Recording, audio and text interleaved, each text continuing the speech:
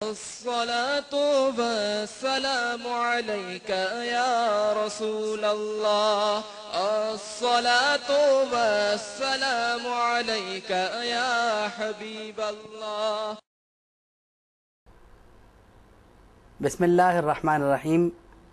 الحمد للہ رب العالمین والصلاة والسلام علی سید المرسلین نبینا مولانا محمد وآلہ وصحبہ اجمعین. بسم اللہ الرحمن الرحیم. میں نے ایک تفسیر کے مطالعے کے درمیان ایک حدیث شریف دیکھی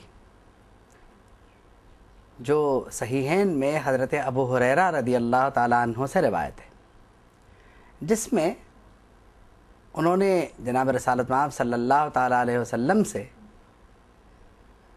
جو روایت فرمایا وہ حدیث شریف تو اصل میں طویل ہے،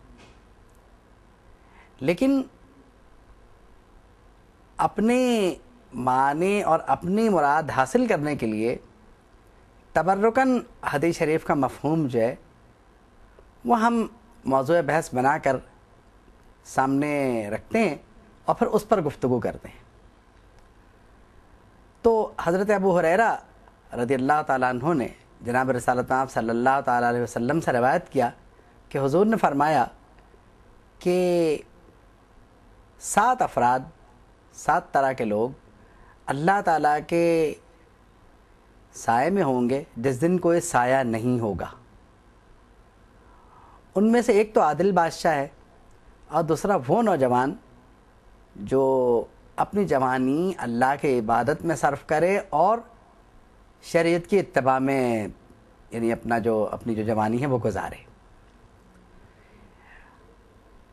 ہماری جو مراد ہے اور ہمیں جتنے حصے سے کام تھا وہ حصہ چونکہ ہم نے لے لیا، تو سب سے پہلی تو بات یہ ہے کہ اللہ رب العالمین جسم سے پاک ہے.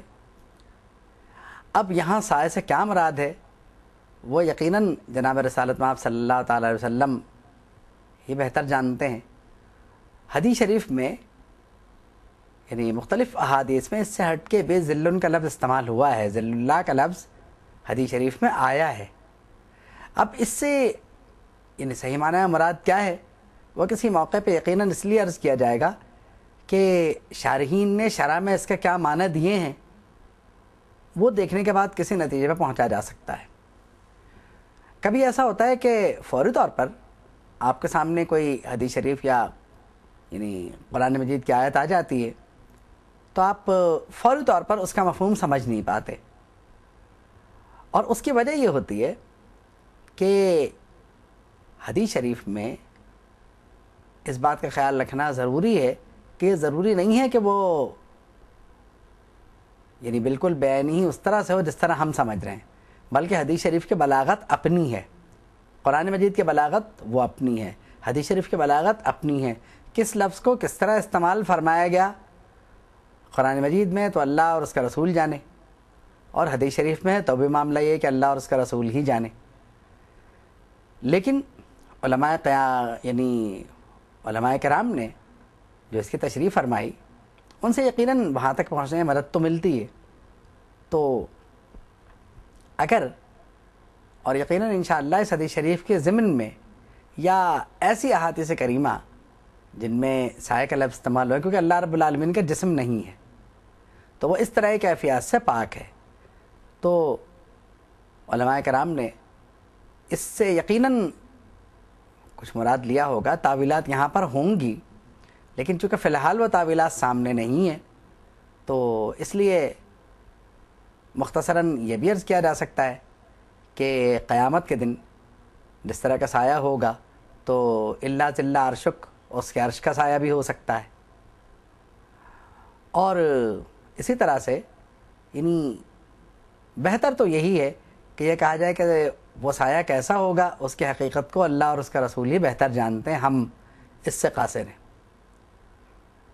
ہاں حدیث شریف میں کوئی لفظ مل جائے تو بات دوسری ہے، تو عرش عظیم کا سایہ ہوگا اس میں تو کوئی شبہ نہیں ہے، اور یعنی اس کے عرش کے سائے میں جو لوگ بیٹھیں گے تو سبحان اللہ ان کی تو کیا بات ہے. تو آپ یہ دیکھیے کہ اس میں سلطان عادل یا انصاف پسند بادشاہ، اب یہ تو ایک بہت الگ ایشو ہے. مطلب یہ ہے کہ عادل بادشاہ کون ہے اور باقی چیزیں کیا ہیں، یہ ایک علیحدہ موضوع ہے بالکل. یعنی یہ اس کے یہ جو موضوع ہے عادل بادشاہ والا، یہ ایک بالکل اس بات کا متقاضی ہے کہ اس پر بالکل علیحدہ سے گفتگو کی جائے. نوجوان عبادت گزار جو شریعت کی فرما برداری میں اور شریعت کے مطابق زندگی بسر کرے اور عبادت گزار بھی ہو، تو اس کی تو بات ہی کیا ہے. وہ تو پھر آپ یوں سمجھ لیں کہ نوجوانی کی عمر ایسی عمر ہوتی ہے کہ آپ جو عمل کرنا چاہیں بآسانی کر سکتے ہیں، کیونکہ نوجوانی کا معاملہ ایسا ہے کہ اگر آپ ایک طرف لگ گئے تو لگ گئے. نوجوانی کی عمر میں اگر آپ چاہیں تو ایک وقت میں 100 رکعت نماز نفل بھی پڑھ سکتے ہیں اور آپ کو کوئی احساس نہیں ہوگا کہ آپ نے کتنی پڑھ لی. لیکن یہی بات تھوڑا سا آگے بڑھنے کے بعد عمر کا جب اگلا حصہ آ جائے تو پھر نہیں ہوتی. تو نوجوانی کے زمانے کی فضیلت اس لیے ہے کہ اس میں آپ کے پاس بھرپور قوت بھی ہوتی ہے اور کام کرنے کا جذبہ بھی ہوتا ہے. اور نوجوان کو یہ فضیلت اس لیے بھی حاصل ہے کہ وہ اگر چاہے تو اسی وقت کو کسی اور طرح بھی استعمال کر سکتا ہے، جیسا کہ آج کل ہو بھی رہا ہے.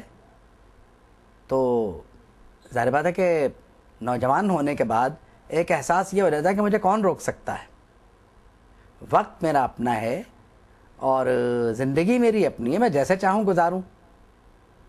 بات یہ کہ اگر نوجوان اس بات کو سمجھ لے کہ اسے جو اختیار حاصل ہے، اگر وہ اس کو نیگیٹو یوز کرے گا، منفی انداز میں یوز کرے گا، تو اس کا اسے نقصان ہوگا. اور اگر اسے مثبت استعمال کرے گا، مثبت یوز کرے گا، پازیٹیو یوز کرے گا، تو یقیناً اس کا اسے فائدہ ہوگا. بات یہ ہے کہ جوانی جو ہے یہ بڑی غنیمت چیز ہوتی ہے. جوانی کی توبہ بڑے کمال کی ہوتی ہے، کیونکہ اگر آپ کو جوانی ہی کے زمانے میں اللہ کی رضا حاصل کرنے کا شوق ہے اور آپ میں اللہ کا خوف موجود ہے آپ کے ذہن میں، تو یہ دو چیزیں پھر آپ کو ہر برائے سے محفوظ رہنے میں مددگار ثابت ہوں گی.